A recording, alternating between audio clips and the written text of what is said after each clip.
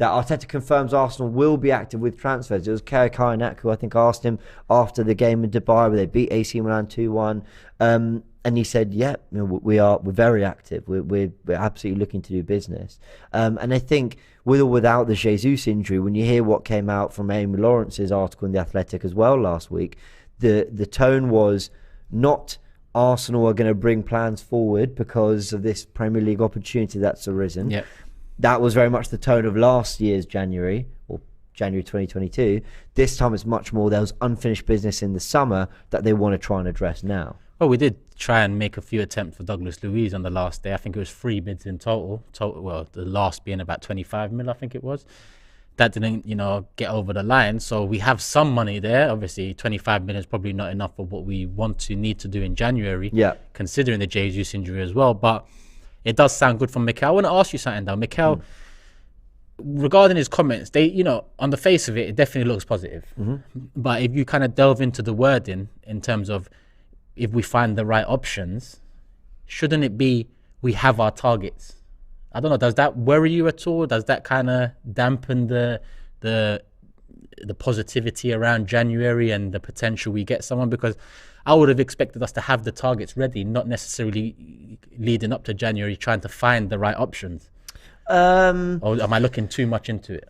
Maybe, but then I think there's always a lot of calling bluff, isn't there? Kind of let's pretend that there's lots of different options. Let's pretend that there's lots of different things that are maybe sort of working on in the background. So then when the CEO of Shakhtar, who is someone we're going to talk about in a sec, is dealing with these clubs, you're in a situation where you can go, well, listen, your client's not the only one that we're looking at, and don't take the piss. That's basically. a good point. That's a good point. So I think that might be a part of it. Let's break down everything we know. Let's go from, as I mentioned, the Amy Lawrence article last week said, Arsenal have a degree of unfinished business. I can try to find the right wording, but essentially she said, this isn't bringing things forward. This is, Arsenal had business back in the summer. They didn't get done. We saw the Rafinha bid 50 million. We saw the constant links with Tielemans. As you mentioned, Douglas Luiz 25 million. They didn't happen. So Arsenal have been trying to do this kind of business before, entering this window, before Jesus' injury. Now, the Mudryk stuff really picked up over the last month. And we saw Mudryk constantly, whether it be liking AFTV's post, for example, whether it be things he said in interviews, doing an interview with Zinchenko's wife, for example. He's done as much as he can. Saying he'd rather be a starter for Arsenal than be on the bench for Real Madrid, this kind of stuff. Do you now reflect on some of that stuff as we hear more and more info and go, he knew this was a real possibility? Must have. I mean, we must have made some form of contact to make him kind of come out in the way he's come out, because it's not often you see players kind of openly saying come and get me, and that's what I'm taking from all of you combine all of these together. I've never really seen a player go this in heading into a window in terms of literally opening himself up and say come and get me.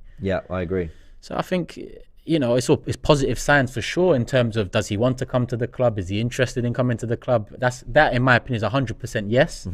But will the club get it done? I know you're very positive about it. You've just said you think it will happen. Yeah, I've got to there now. Listen, I've been around long enough to see a lot of nearly happen transfer sagas. So I'm hesitant. It does look positive. It does look like he is a target, and it looks like he's very interested in coming.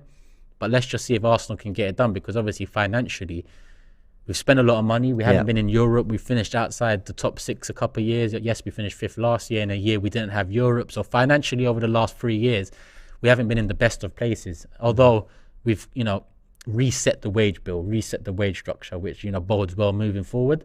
So all signs are pointing towards a positive January transfer window in the Mudryk aspect.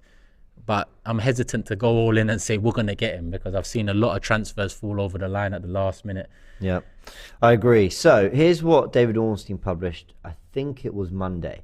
So he basically, the article was in The Athletic, with the title was "The Transfer Deals Have Been the Talk of the World Cup." And Mikel Mudryk, who's obviously had the time off, is in there. Now, here's what he said. The Premier League paused 6 weeks to make room for this Winter World Cup with Arsenal top of the table, leaving many keen to discover if in the January window they would do stuff to maintain the bid. Arsenal prepared are prepared to do business if an opportunity arises at the club deemed right for the long term, with the Kroenke family, the American owners, wanting to back now sporting director Edu and manager Mikel Arteta. So apparently they are willing to back them now. He then puts their priority target is Shakhtar Donetsk winger Mikhail Mudryk, and sources with knowledge on the matter think there is a good chance it will happen, though nothing is agreed at present. Shakhtar have stated their value for the highly coveted Ukraine international as 100 million euros, which is around 85 million pounds, he says, but interested parties are of the understanding that a lower fee would be deemed acceptable. Now, if you're David Ornstein, you're putting into an article. Let me not phrase it that way. If I'm reading an article in which David Ornstein said sources with knowledge on the matter think there is a good chance that will happen, though nothing's agreed, there's clearly people within his trusted sources. We know Ornstein's the guy when it comes to Arsenal news. There are people who, are saying this is really potentially on. Yeah, I don't know if Ornstein's the guy for Arsenal news. He's had a few success stories over the years, but at the same time, if I look at the summer, he said similar about Pedro Neto, and there was nothing at the end of it. So again, that's what makes me kind of just take a step back and not get caught up in the hype about it. Well, I want Mudryk for sure. Yeah, he looks a very interesting prospect, and obviously David Ornstein is one of the in the knows or Twitter journalists, people that has some credibility, is higher up the charts in credibility. So it's good to hear it from someone like him, but it doesn't necessarily mean that it's going to be a done deal or it's anywhere near close being a done deal. No, and I want to stress that I know what people can be like. If we don't sign and people will start blaming me for saying that I thought it would happen. I'm just putting the pieces together. I don't know anything. I'm just putting the pieces together, and I'm coming to the opinion and conclusion that I think this might happen. But you're absolutely right. Arsenal, over many, many years, have looked very close to doing deals, and they just haven't happened. I remember seeing an Instagram of Benzema on a plane with what was the caption? Yep. Which was something like New Adventures or something like that. Yeah. And I was like, it's happening. Twitter went into meltdown. I was like, Benzema's coming.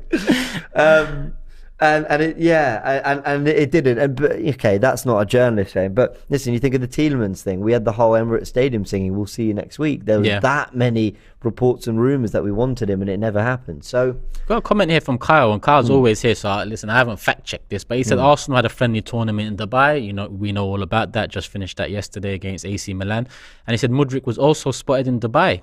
Coincidence? I think not. Is that true? I've seen pictures, and someone has said this is Mudryk in Dubai. Yeah. Okay. Do you know when Shakhtar returned from this World Cup break? I'll have a quick check in the background. I'm not 100% sure. While you do that, let me just read this bit of the article as well. So, also among the clubs in touch with both Shakhtar and Mudryk's representatives was a 21-year-old known to be focused on a move to the Premier League and determined to make the Emirates Stadium his destination. So, David Ornstein has said, this is with a fee that they're saying publicly, but some believe that they'd probably accept less, which is not the 85 million that they're asking for. Other sources believe there's, a good chance it might happen. Arteta and Arsenal made him their number one priority, and Mudryk is determined to make the Emirates his destination. Cool. So then this comes out today. Adam Crafton again in The Athletic. Shakhtar Donetsk hold talks over potential Mikhail Mudryk sale. Several clubs have held talks with Shakhtar Donetsk CEO Serhei Palkin over the signing of Mikhail Mudryk. Palkin was in London this week and held discussions with several clubs over a player the Ukrainian club believed to be worth £86 million. Brentford, Everton had interest last summer, but the player's standout performance in the Champions League have brought Arsenal to the table, while Newcastle and City have been tracking the player as well. And then asked by The Athletic if Mudryk will be sold in January, Palkin said, so this is the CEO of Shakhtar. To be honest, I do not know. At the moment, we are quite far from what we want and what clubs propose. It's not so far, but it is not what we need. We have discussions. One club, another club, they negotiate. We are in the process. Will it close this month? I don't know.